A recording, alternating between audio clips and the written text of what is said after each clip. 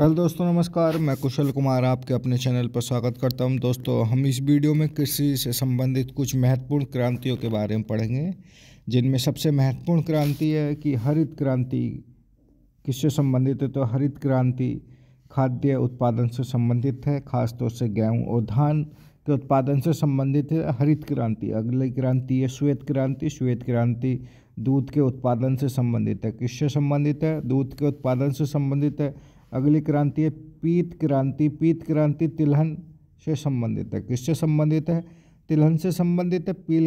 पीत क्रांति। अगला क्रांति है नीली क्रांति। किससे संबंधित है? नीली क्रांति मत्स्य है, मछली या एक्वाकल्चर या मछली उत्पादन से संबंधित है नीली क्रांति। अगली क्रांति है गुलाबी क्रांति। गुलाबी क्रांति झींगा उत्पादन और प्याज के उत्पादन से संबंधित है गुलाबी क्रांति। अगली क्रांति है काली क्रांति। किससे संबंधित है? काली क्रांति पेट्रोल के उत्पादन से संबंधित है। किससे संबंधित है? काली क्रांति पेट्रोल के उत्पादन से संबंधित है काली क्रांति। अगली क्रांति का नाम है रजत क्रांति। रजत क्रांति अंडा उत्पादन से संबंधित है। किससे संबंधित है? अंडा उत्पादन से संबंधित है। लाल क्रांति किससे संबंधित है? लाल क्रांति मांस और टमाटर के उत्पादन से संबंधित है लाल क्रांति। गोल क्रांति किससे संबंधित है? गोल क्रांति आलू के उत्पादन से संबंधित है। आलू के उत्पादन से संबंधित है। अगली क्रांति है भूरी क्रांति। भूरी क्रांति ऊन, चमड़ा या उर्वरक को बढ़ावा देने से संबंधित है।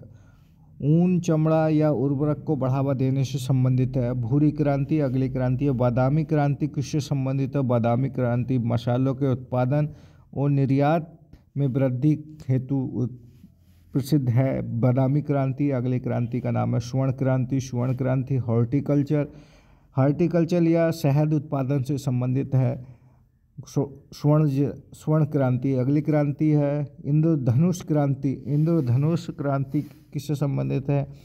कृषि का संपूर्ण विकास से संबंधित। कृषि का संपूर्ण विकास से संबंधित धनुष क्रांति है। अगली क्रांति है कि दूसरी हरित क्रांति। दूसरी हरित क्रांति कृषि का समावेश से संबंधित है। कृषि के समावेश से संबंधित है दूसरी हरित क्रांति। कुछ इम्पोर्टेंट फैक्ट हैं कि दक्षिण भारत में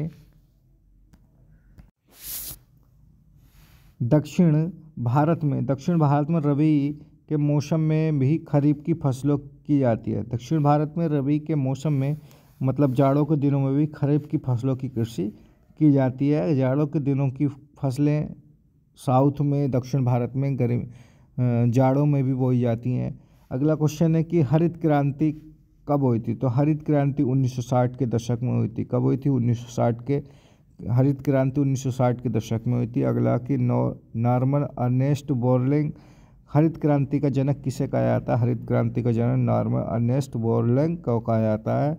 अगला क्वेश्चन है कि भारत में हरित क्रांति का जनक किसे कहा जाता है? तो भारत में हरित क्रांति का जनक कहा जाता है डॉक्टर एम.एस. स्वामीनाथन को। Doctor MS. स्वामीनाथन को हरित क्रांति का जनक भारत में कहा जाता है। और टोटल विश्व की हरित क्रांति के जनक बोरलैंग को हरित क्रांति का जनक कहा जाता है। भारत में हरित क्रांति 1960 के दशक में हुई थी।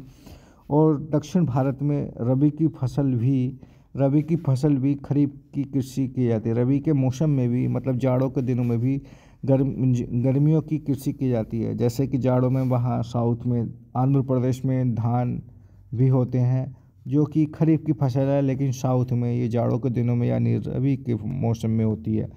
दोस्तों, ये वीडियो आपको अच्छी लगी हो तो वीडियो को ज़रूर शेयर करना और चैनल को ज़रूर सब्सक्राइब करने। धन्यवाद।